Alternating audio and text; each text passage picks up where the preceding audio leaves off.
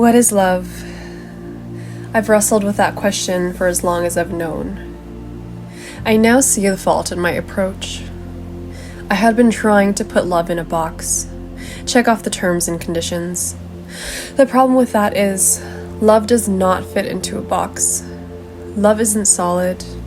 It can't be grasped, packaged, or given. Love is liquid. Love is air. It's ever-changing, flowing, and expanding. It takes on different forms, changing shape from one moment to the next. Love is breathing and alive. Love is life force itself. That night, we danced. We became a flow of energy, moving in and out of each other, passing through, engulfing, permeating. We flowed like water, a swirling river of limbs and breath. I wanted to please him, watch his pleasure, hear his moans. In that moment, we were lovers.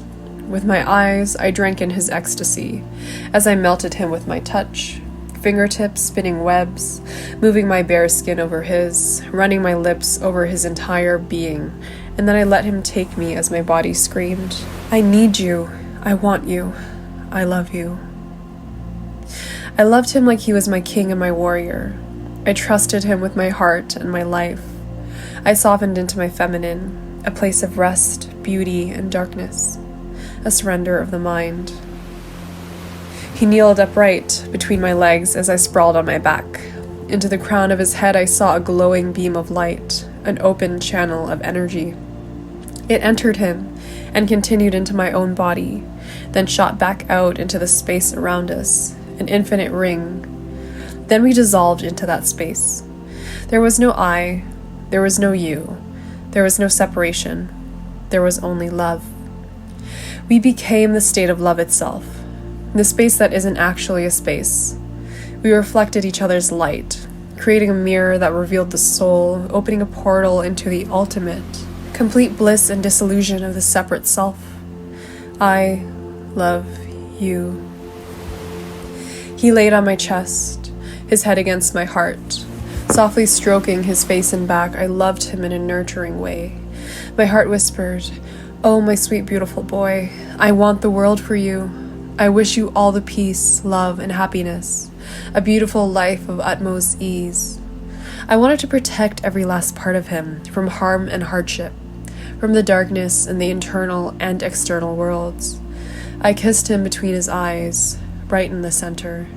I see you. I love you.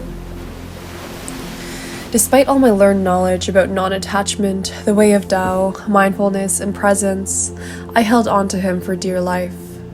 Legs wrapped tightly around his body, my mind begged like a tortured soul. "I never want to let you go. Please, please, please stay with me forever." In that moment, I never wanted to leave this space, this dark, warm cave we created for ourselves. There was frantic desperation and anxiety that I would lose him. I didn't want a life without this feeling. I desired to possess it, but you can't grasp water. We rolled around in the sheets. I smiled at him with my entire body, a glowing grin on my lips and eyes.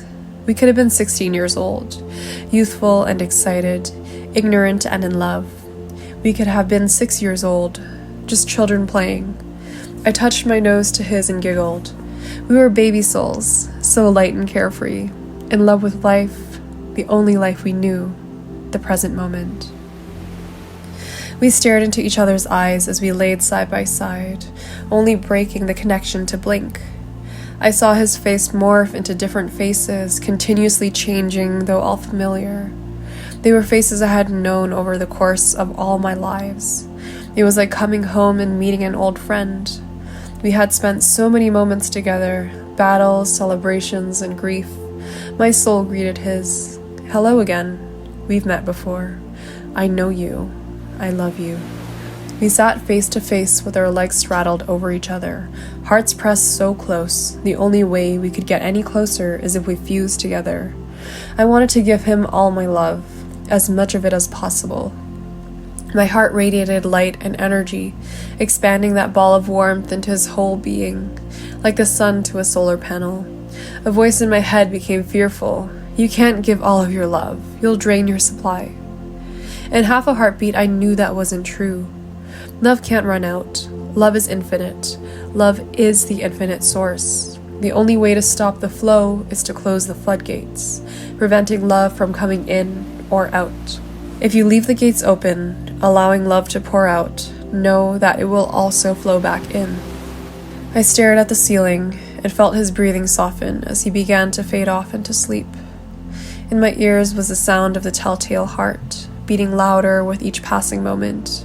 Unless I tore open the floorboards and exposed myself, my heart would drive me mad. So I turned to him. His eyes gently open, likely sensing my gaze on his beautiful face. Once again, those big soft eyes met mine. So much light. I parted my lips to speak, and nothing came out. A layer of resistance blocked my throat. Thoughts of rejection and pain stopped the sounds from escaping. But I couldn't be ruled by fear. I didn't want to live like that anymore. So I breathed out and said it. I love you.